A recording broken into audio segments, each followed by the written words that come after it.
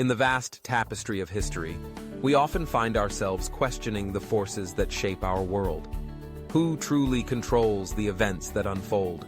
This question resonates deeply, especially for those who feel lost or displaced, like the exiles in Babylon.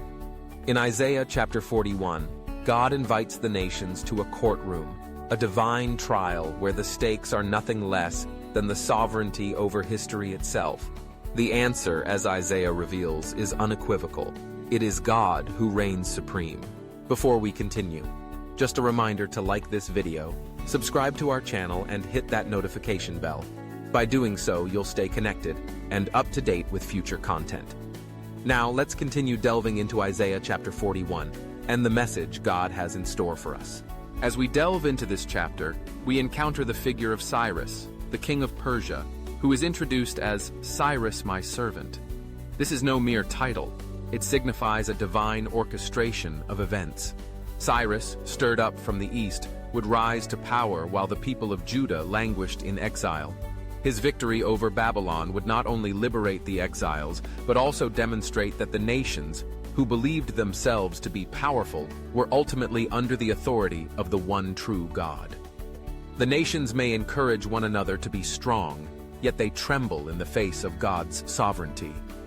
In Isaiah chapter 41, verses 5 to 6, we see a profound truth. The nations may rally together, but their strength pales in comparison to the might of the Creator. This brings us to a critical reflection on the nature of idolatry. Isaiah paints a vivid picture of the futility of the gods worshipped by the nations, gods that require nails to keep them from toppling over. The humor in Isaiah's portrayal serves to expose the absurdity of placing faith in anything other than the living God. In our own context, we might ask, is there a place for humor or even mockery in evangelism today? Can we, in our conversations about faith, gently expose the fallacies of modern idols? Perhaps, like Isaiah, we can use wit to highlight the contrast between the transient and the eternal. Transitioning to the second part of Isaiah chapter 41, we find God addressing his chosen people, Israel. Here, the message shifts from the nations to the heart of the faithful. In Isaiah chapter 41, verses 10 and 14, God reassures Israel not to fear. But what underpins this assurance? It is rooted in the promises of God, the election of God, and the abiding presence of God. The people of Israel are reminded that they are inheritors of the covenant made with Abraham. This promise carries weight, a reminder that their identity is not defined by their circumstances, but by the faithfulness of God. The assurance of God's presence is a powerful antidote to fear. In Isaiah chapter 41, verse 10, we are reminded that God is with us, a comforting truth that transcends time and circumstance. As we grapple with our own fears, we can draw strength from the promises that God extends to us.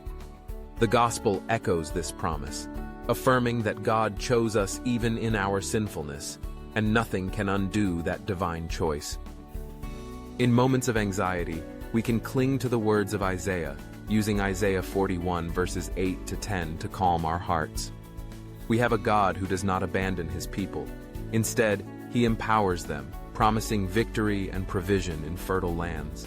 The final section of Isaiah chapter 41 presents a compelling argument for the authenticity of God's sovereignty. God invites the nations to present their gods and prove their claims.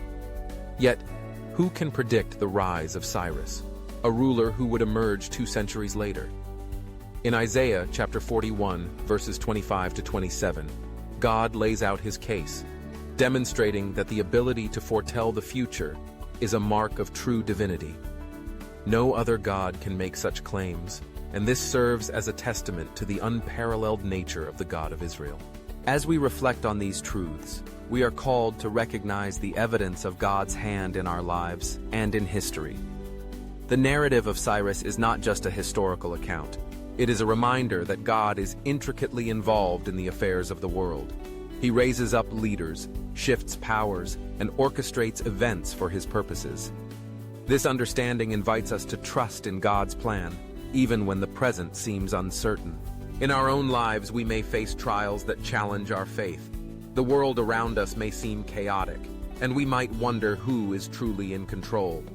Yet, Isaiah chapter 41 reassures us that God is sovereign over all nations and history itself. We can take comfort in knowing that our fears do not dictate our reality. Rather, God's promises do. As we engage with the world, we can share this hope with others, reminding them that there is a God who sees, who knows, and who acts on behalf of his people. As we conclude this reflection, let us carry the truths of Isaiah chapter 41 into our daily lives.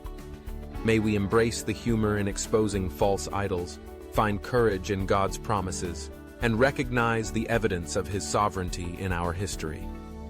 Let us be bold in sharing this message with others, inviting them to experience the peace that comes from knowing the one who controls history. In a world that often feels out of control, may we stand firm in the assurance that God is our refuge and strength, a very present help in times of trouble.